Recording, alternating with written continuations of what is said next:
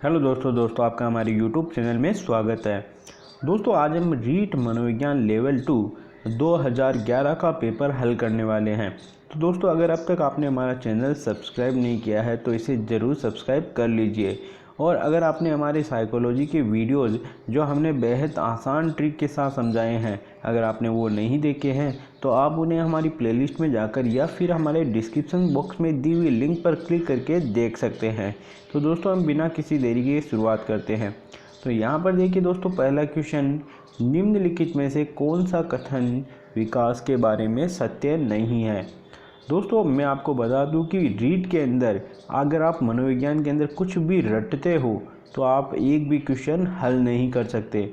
मनोविज्ञान के अंदर अवबोध पे आधारित क्वेश्चन आते हैं जिसमें आपकी समझ कितनी बेहतर है, आप जितनी अच्छी तरह से क्वेश्चन को समझते हो आप उतनी ही तेज़ी से और अच्छी तरह से हल कर सकते हो। तो यहाँ पर देखिए दोस्तों, पहला ऑप्शन विकास अंतः क्रिया का फल है। दूसरा देखिए दोस्तों, विकास एक व्यवस्थित यहाँ संख्या की जगह आएगा दोस्तों श्रृंखला, व्यवस्थित श्रृंखला का अनुगामी है। सी में देखिए दोस्तों, विकास एक व्यक्तिगत प्रक्रिया है। और डी में लिखा हुआ है विकास विशिष्ट से सामान्य की ओर होता है। तो यहाँ पर दोस्तों ऑप्शन जो जाने वाला है डी होगा, चौथा। थोड़ा दोस्तों हम आपको यहाँ पे बता दें कि जो विकास होता है, विकास और अभिवृद्धि, ये एक दूसरे से ही मिलते जुलते शब्द है। दोस्तों विकास जब एक भ्रूण माता के गर्भ में होता है और जब उसका जन्म हो जाता है और प्रौढ़ावस्था तक जब तक उसकी मृत्यु होती है, विकास निरंतर चलता रहता है।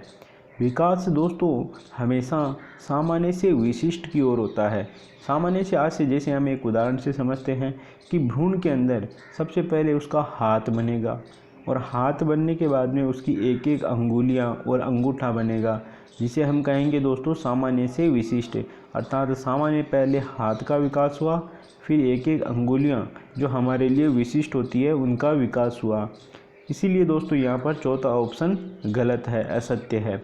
अब देखिए दोस्तों दूसरा क्वेश्चन देखिए यहाँ पे, बालक की सोच अमूर्तता की अपेक्षा मूर्त अनुभव एवं पदों से होती है, यह अवस्था है। तो यहाँ पर दोस्तों जो ऑप्शन आपके होगा ए, 7 से 12 वर्ष। अब ये कैसे होगा तो भी दोस्तों इसको भी हम बता देते हैं। दोस्तों जो बालक के विकास की अवस्थाएं होती है वो मुख्यतः 3 मानी जाती है। हम मनोविज्ञान के अंदर 3 अवस्थाओं का अध्ययन करते हैं। पहली अवस्था दोस्तों शैशवावस्था, दूसरी बाल्यावस्था और तीसरी किशोरावस्था। जो बाल्यावस्था होती है दोस्तों वह 7 से 12 वर्ष तक की होती है और यह दोस्तों एक तरह से स्कूल एज होती है। इस एज में दोस्तों जो बच्चा है वो विद्यालय में प्रवेश कर जाता है और इस एज में दोस्तों वह किसी भी चीज़ को देखकर उसके बारे में चिंतन कर सकता है। जैसे हम एक उदाहरण लें, अगर बालक को ताजमहल के बारे में कुछ बताना हो, उसको कुछ टिप्पणी करने को कहा जाए तो उसके सामने अगर ताजमहल है, मान लीजिए वह आगरा के अंदर ताजमहल के सामने बैठा हुआ है, तो उसे देखकर वह उसके बारे में टिप्पणी कर सकता है। यहाँ पर दोस्तों वह ताजमहल उसके सामने है तो इसे कहेंगे ताजमहल का मूर्त रूप। अगर ताजमहल सामने नहीं हो और कक्षा के अंदर ही अध्यापक बालक को बोले कि ताजमहल के बारे में टिप्पणी कीजिए, तो अगर बालक टिप्पणी करता है तो ये दोस्तों उसका अमूर्त चिंतन कहलाता है। दोस्तों बाल्यावस्था के दौरान केवल मूर्त चिंतन पाया जाता है, वस्तुओं को देखकर ही वह टिप्पणी कर सकता है। इसीलिए दोस्तों यहाँ पे ए ऑप्शन सही होगा। आगे देखिए दोस्तों तीसरा क्वेश्चन, निम्न में से कौन पियाजे के अनुसार बौद्धिक विकास का निर्धारक तत्व नहीं है। दोस्तों आपको पता ही होगा कि जीन पियाजे ने बौद्धिक विकास का सिद्धांत संज्ञानात्मक सिद्धांत दिया था। अब यहाँ पर देखिए ऑप्शन सामाजिक संचरण, बी है दोस्तों अनुभव, सी है संतुलीकरण और चौथा है दोस्तों इनमें से कोई नहीं। तो यहाँ पर दोस्तों आपको वही पता करना है कि जो बुद्धि के विकास में निर्धारक, बुद्धि के विकास में सहायक तत्व नहीं है। तो यहाँ पर ऑप्शन होगा ए, सामाजिक संचरण। दोस्तों जो अनुभव है, अनुभव में क्या होता है कि हम किसी भी चीज़ का अगर अनुभव करते हैं, किसी भी चीज़ का हमें अनुभव होता है तो हमारी बुद्धि के विकास में सहायक होता है। हम शीघ्र ही आगे की जो समस्याएं हमारे सामने आती है हम अपने अनुभव के हिसाब से उन्हें हल कर सकते हैं, हम अपनी बुद्धि का प्रयोग कर सकते हैं। दूसरा देखिए दोस्तों संतुलितकरण का आशय दोस्तों आपको समस्या के सामने तर्क पैदा कर मतलब अपने विचारों से किसी समस्या को हल करना। तो दोस्तों संतुलितकरण के अंदर तर्क है, तर्क से भी दोस्तों हमारी बुद्धि का विकास होता है। जिसे हम कहते हैं दोस्तों, जैसे गणित है वह एक तरह से तार्किक होती है, जिसके अंदर हमें तर्क करना होता है और इससे हमारी बुद्धि का विकास होता है। तो यहाँ पर पहला ए सामाजिक संचरण, यही दोस्तों निर्धारित तत्व नहीं होता। अब चौथा देखिए क्वेश्चन, मानव विकास किन दोनों के योगदान का परिणाम है। पहला है दोस्तों अभिभावक एवं अध्यापक। सेकंड ऑप्शन देखिए सामाजिक एवं सांस्कृतिक कारकों का।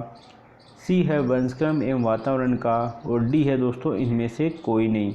तो यहाँ पर हम आपको एक एक ऑप्शन बता देते हैं कि अभिभावक एवं अध्यापक ये तो एक तरह से हमारे लिए वातावरण होते हैं। सामाजिक एवं सांस्कृतिक कारक ये भी हमारे लिए वातावरण होता है। यहाँ पर सी ऑप्शन राइट होगा। सी के अंदर है दोस्तों वंशक्रम एवं वातावरण।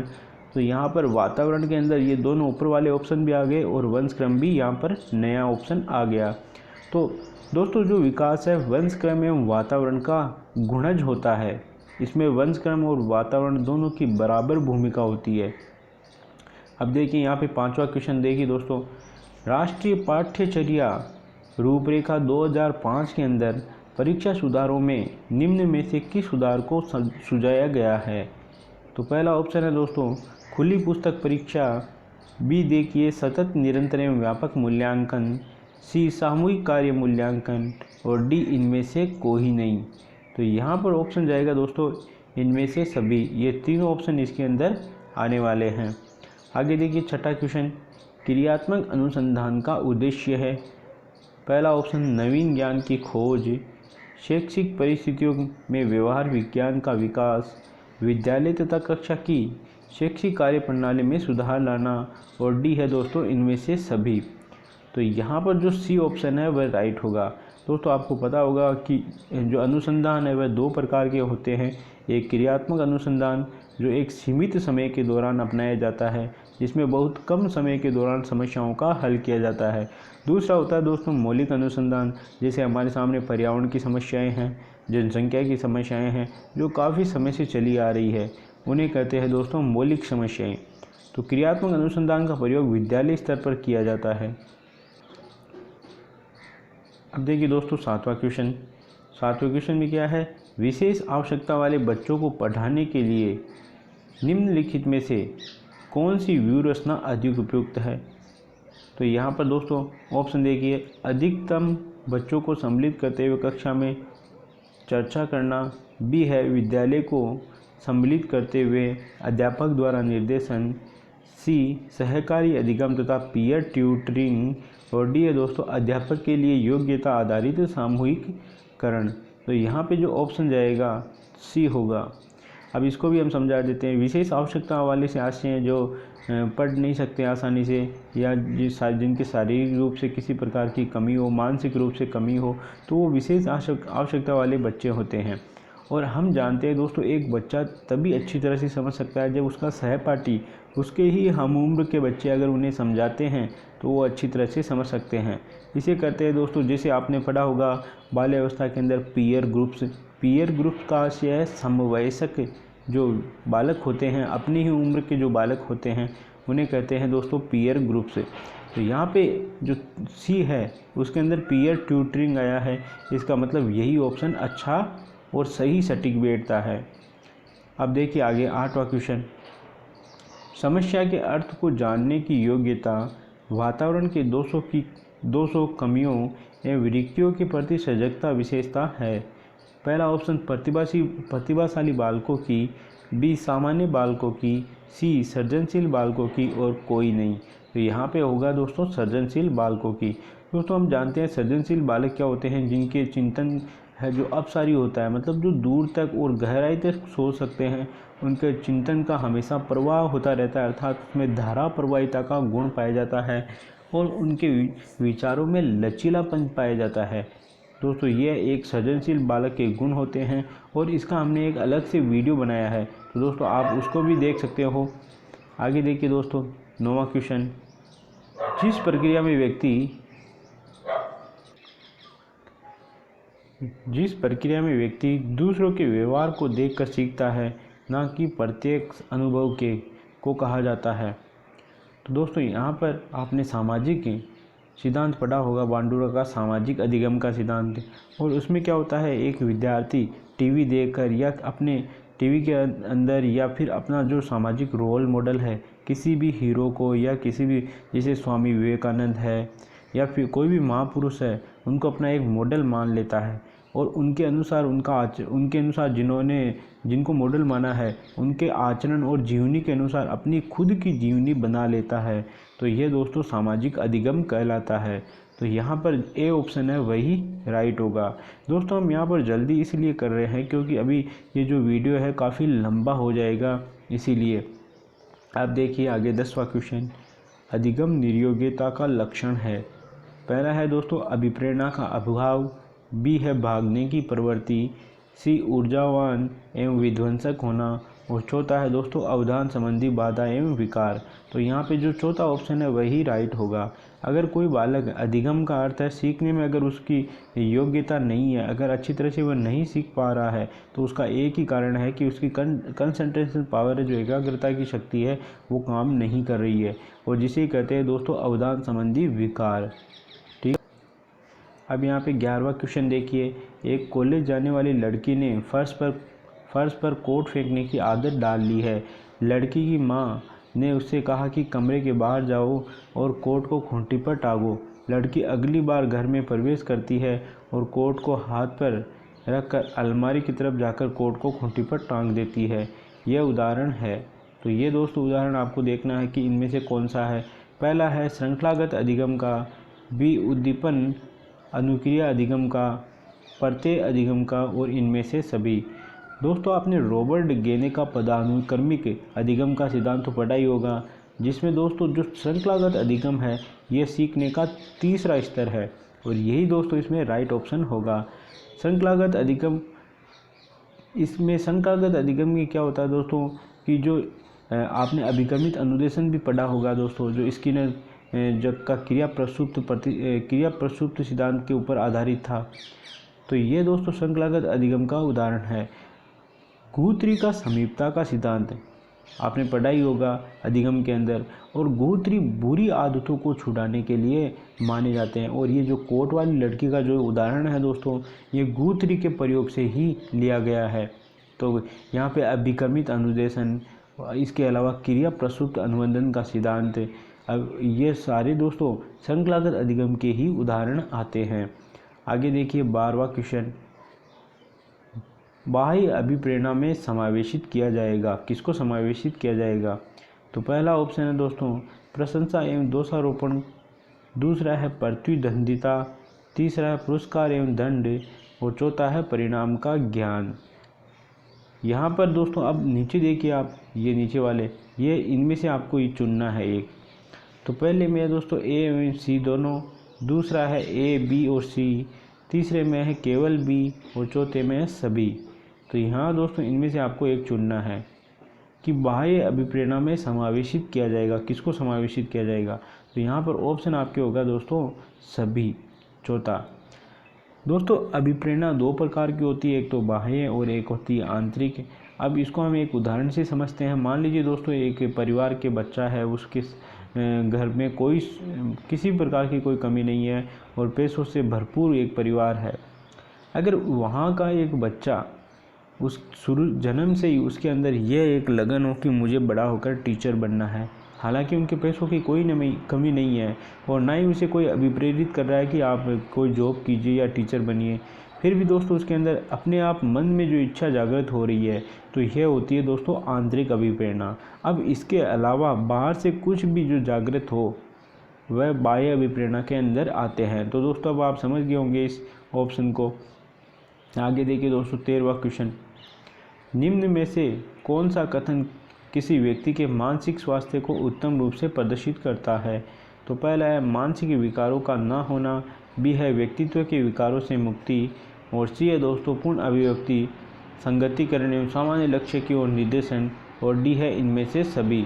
तो यहाँ पर देखिए दोस्तों जो तीसरा ऑप्शन है वही राइट होगा। तीसरे ऑप्शन में क्या दोस्तों देखिए कि जो पूर्ण अभिव्यक्ति, अगर कोई एक बालक है जो मानसिक रूप से स्वस्थ है, इसका मतलब हम कैसे पता लगा सकते हैं कि वह अपनी अभिव्यक्ति करे, मतलब अपने विचारों को दूसरों के सामने प्रकट करे, तो अच्छी तरह से प्रकट कर सके, उसको कोई उलझन नहीं हो विचारों को प्रकट करते समय। संगतिकरण से आशय है कि अपने जो दोस्त हैं या किसी भी संघ है, संघ के अंदर वह अच्छी तरह से व्यवहार कर सके और अपना जो उसका लक्ष्य है उस लक्ष्य की ओर वह आसानी से बढ़ सके।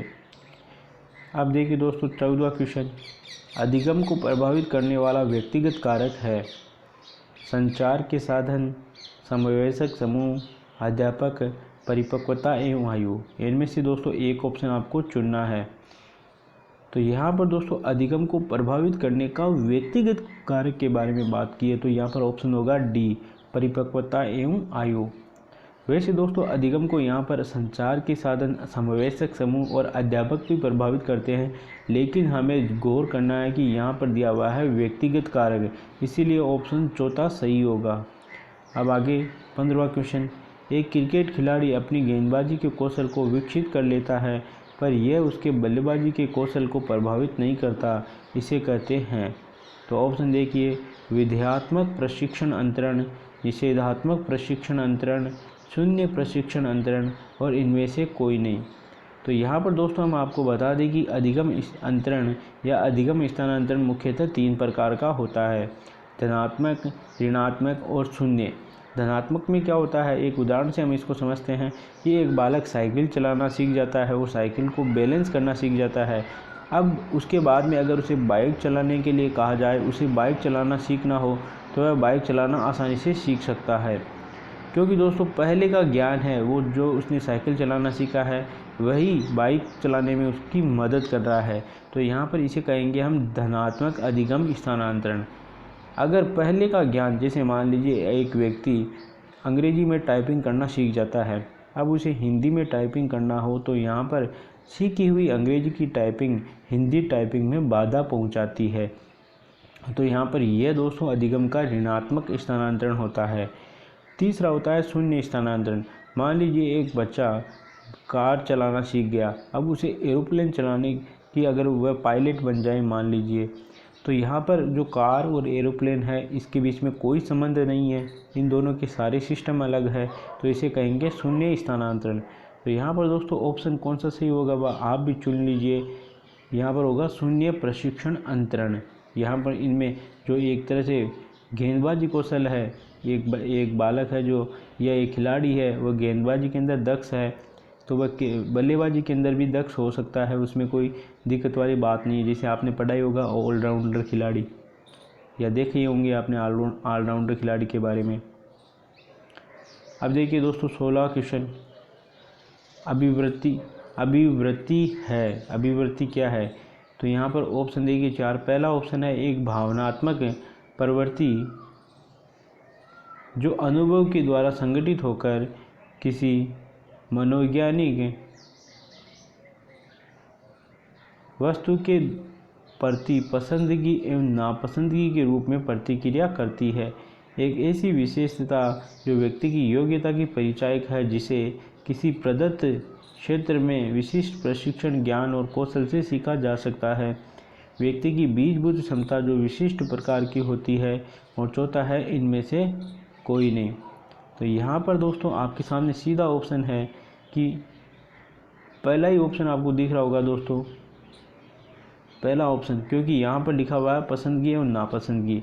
अभिवृत्ति हम अगर किसी का एटीट्यूड देखें तो एटीट्यूड से हम देखकर बता सकते हैं कि इसको क्या चीज़ पसंद है और क्या नहीं पसंद है। 17वां देखिए दोस्तों, गिलफोर्ड के अभिसारी चिंतन पद का प्रयोग किसके समान अर्थ में किया जाता है। तो यहाँ पे ऑप्शन 4 देखिए, बुद्धि एवं सृजनात्मकता और इनमें से कोई नहीं। गिलफोर्ड के अभिसारी चिंतन का प्रयोग किसमें किया जाता है दोस्तों, यहाँ पर होगा ऑप्शन 20 सृजनात्मकता। दोस्तों आपने गिलफोर्ड का सिद्धांत पढ़ा होगा, त्रिआयामी सिद्धांत, बुद्धि का त्रिआयामी सिद्धांत दिया था गिलफोर्ड ने। अब 18वां क्वेश्चन देखिए, निम्न में से कौन सा कथन रुचि के बारे में सत्य नहीं है। पहला ऑप्शन, रुचियाँ जन्मजात एवं अर्जित दोनों होती है। दूसरा, रुचियाँ समय के अनुसार बदलती रहती है। सी रुचियाँ योग्यता एवं अभिक्षमताओं से संबंधित नहीं होती है। डी रुचियाँ व्यवहार में आकर्षण विकर्षण के प्रतिबिंब नहीं है। तो यहाँ पर दोस्तों जो चौथा ऑप्शन है वही असत्य है, क्योंकि हमें पता है कि हम रुचियाँ देखकर हम ये बता सकते हैं कि आकर्षण है और विकर्षण है या नहीं। रुचि से आप बता सकते हो। ठीक है दोस्तों, किसी की बालक की अगर किसी चीज़ में रुचि है तो आप ये देखकर बता सकते हो कि इस चीज़ के अंदर इसका आकर्षण है और इस चीज़ के अंदर इसका लगाव नहीं है। हाँ, आगे देखिए 19वां क्वेश्चन, व्यक्तित्व एवं बुद्धि में वंशानुक्रम की पहला है दोस्तों नामात्र की भूमिका है, बी महत्वपूर्ण भूमिका है, सी अपूर्वानुमेय भूमिका है और डी आकर्षक भूमिका है। तो यहाँ पर ए ऑप्शन राइट होगा, नामात्र की भूमिका है, क्योंकि जो व्यक्तित्व और बुद्धि है उसमें हमें पता है दोस्तों वंशक्रम और वातावरण दोनों की भूमिका होती है और ज़्यादातर माना गया है वातावरण की भूमिका। इसीलिए यहाँ पर बुद्धि की केवल वंशानुक्रम की केवल नामात्र भूमिका मानी गई है।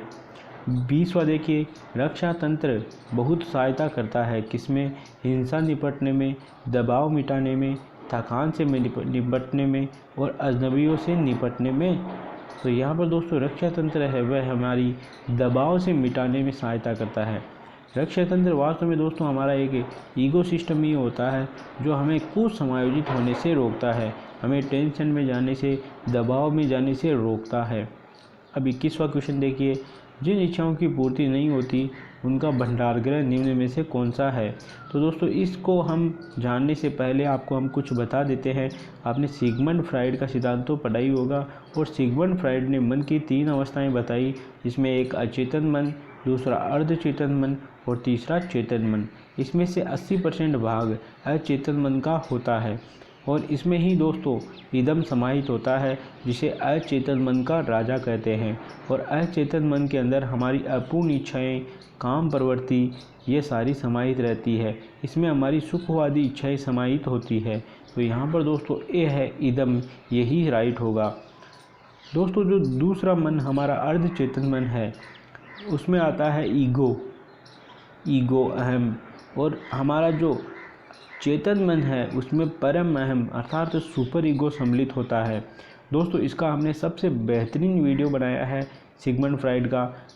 अगर आपने वो वीडियो नहीं देखा है तो दोस्तों आप उसे ज़रूर देखिएगा।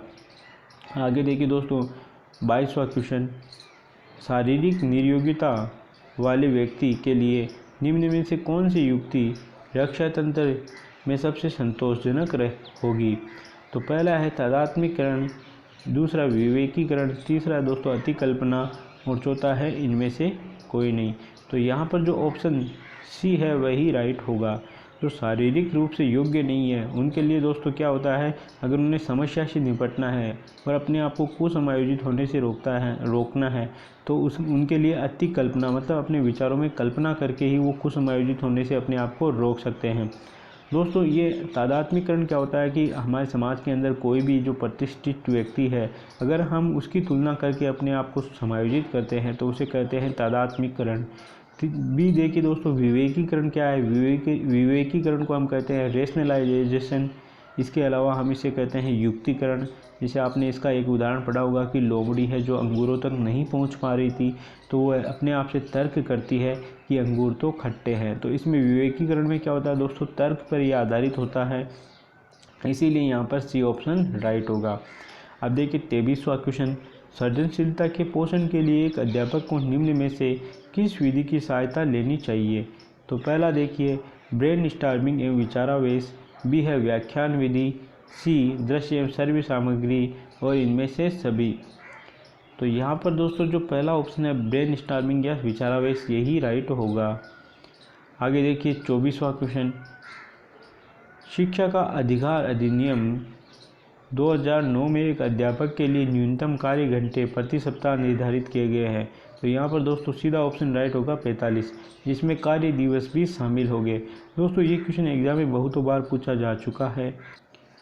अब देखिए 25वां क्वेश्चन, फ्राइड, प्याजे एवं अन्य मनोवैज्ञानिकों ने व्यक्तित्व विकास की विभिन्न अवस्थाओं के संदर्भ में व्याख्या की है, परंतु प्याजे ने ऑप्शन देखिए कहा कि विकास की अवस्थाएं वातावरण से निर्धारित होती है, बी कहा कि शेषावस्था के अनुभव ही अधिक प्रभावित करते हैं, बाकी अवस्थाओं के सीमित प्रभावी होते हैं। सी देखिए विभिन्न अवस्थाओं को समझाने के लिए संज्ञानात्मक बदलाव के बारे में कहा, और डी इनमें से कोई नहीं। अब यहाँ पर दोस्तों आप तीसरे ऑप्शन में देख सकते हो संज्ञानात्मक बदलाव, और आपको पता होगा कि जीन पियाजे ने संज्ञानात्मक सिद्धांत दिया था, तो यहाँ पर दोस्तों ऑप्शन सी है वही राइट होगा। अब आगे चलते हैं दोस्तों 26वें क्वेश्चन की ओर। बालक प्रसंग बोध परीक्षण 3 से 10 वर्ष की आयु के बालकों के लिए बनाया गया है। इस परीक्षण में कार्ड प्रतिस्थापित किए गए हैं। दोस्तों ये व्यक्तित्व के परीक्षण जो मनोवैज्ञानिक परीक्षण है, एक तरह से ये व्यक्तित्व का, जिसे CAT के नाम से भी जानते हैं। अब देखिए इसमें ऑप्शन क्या है। सजीव वस्तुओं के स्थान पर निर्जीव वस्तुओं को भी है, लोगों के स्थान पर जानवरों को, सी पुरुषों के स्थान पर महिलाओं को, डी वयस्क के स्थान पर बालकों को। तो यहाँ पर दोस्तों बी ऑप्शन राइट होगा। आपको पता होगा दोस्तों CAT के अंदर जो बालक प्रसंग बोध परीक्षण है, इसके अंदर 10 कार्डों का प्रयोग किया जाता है, जिसमें जानवरों के चित्रों का प्रयोग किया जाता है, क्योंकि दोस्तों हमें पता है जो बालक होते हैं ना, वो जानवरों से ज़्यादा लगाव रखते हैं, और उनके अगर हमें मन को जानना है तो ऐसी पिक्चर है जो जानवरों की जो तस्वीरें हैं उनके सामने लानी होगी, और उन्हें देखकर वो जो कुछ भी अपने मन के अंदर होते हैं वह बाहर निकाल देते हैं। 27वां क्वेश्चन देखिए, निम्न में से कौन सा कथन सही नहीं है। तो पहला है आवश्यकता वंचना की शारीरिक अवस्था नहीं है, बी अंतर्नोद आवश्यकता का मनोवैज्ञानिक परिणाम है, सी आवश्यकता एवं अंतर्नोद समाद नहीं है बल्कि समांतर है, और डी मूल प्रवृत्तियाँ आंतरिक जैविक बल है। तो यहाँ पे ए ऑप्शन है वह राइट होगा, आवश्यकता वंचना की शारीरिक अवस्था नहीं है। दोस्तों हम आपको बता दें कि जो हमारी ये 3 देखिए ऑप्शन अंतर्नोद, आवश्यकता अंतर्नोद और मूल प्रवृत्तियाँ, इन तीनों में क्या होता है दोस्तों, आपने पढ़ा होगा अभिप्रेरणा का एक चक्कर होता है दोस्तों, अभिप्रेरणा का एक चक्कर होता है, जिसमें क्या होता है सबसे पहले आवश्यकता होती है नीड, अगर हमारी आवश्यकता जागृत होती है तो फिर होता है दोस्तों ड्राइव या जिसे हम बोल सकते हैं अंतर्नोद या परनोद, और लास्ट में होता है दोस्तों हमारा प्रोत्साहन, जिसे हम कहते हैं इंसेंटिव। तो ये एक तरह से अभिप्रेरणा का एक चक्कर होता है, जिसमें सारी तीनों चीज़ें एक तरह से समाहित होती है। तो यहाँ पर अब आपको पता लग गया होगा दोस्तों कि यहाँ पर पहला ऑप्शन है वह सही नहीं है और बाकी तीनों ऑप्शन सही है। अब हम चलते हैं 28वें क्वेश्चन की ओर। अब देखिए दोस्तों 28वां क्वेश्चन, शिक्षा का अधिकार अधिनियम 2009 में एक अध्यापक को निम्न में से किस दायित्व को पूरा करना होगा। ए ऑप्शन देखिए विद्यालय में नियमित रूप से समय पर उपस्थित होना होगा, बी पाठ्यक्रम का संचालन पूरा करना होगा, सी संपूर्ण पाठ्यक्रम को निर्धारित समय पर पूरा करना होगा, डी इनमें से सभी। तो यहाँ पर दोस्तों ऑप्शन होगा इनमें से सभी। अब चलते हैं हम आगे 29वां क्वेश्चन देखिए, राष्ट्रीय पाठ्यचर्या रूपरेखा 2005 में शांति शिक्षा को बढ़ावा देने के लिए कुछ क्रियाओं की अनुशंसा की गई है। पाठ्यक्रम रूपरेखा में निम्न में से किसे सूचीबद्ध किया गया है। पहला ऑप्शन महिलाओं के प्रति आदर एवं जिम्मेदारी का दृष्टिकोण विकसित करने के लिए कार्यक्रम आयोजित किए जाए, बी नैतिक शिक्षा को बढ़ावा दिया जाए या पढ़ाया जाए, शांति शिक्षा के लिए अलग विषय के रूप में पढ़ाया जाए, और डी है दोस्तों शांति शिक्षा को पाठ्यक्रम में सम्मिलित किया जाए। तो यहाँ पे जो पहला ऑप्शन है वही राइट होगा।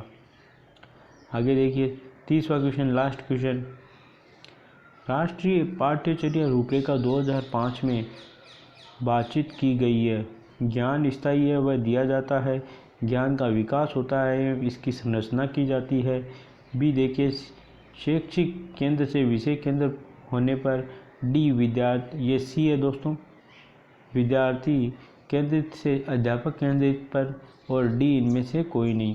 तो यहाँ पर दोस्तों जो ऑप्शन होगा वह पहला ही ऑप्शन राइट होगा, ए। दोस्तों आपने पढ़ा होगा निर्मितवाद या कंस्ट्रक्टिविज्म, जिसके अंदर क्या होता है बताया जाता है कि जो हमारा ज्ञान होता है, जिसमें दोस्तों मुख्यतः जीन पियाजे ने बताया है संज्ञानात्मक सिद्धांत के अंदर भी कि जो हम एक बच्चा होता है उसके अंदर ज्ञान जन्म से होता है।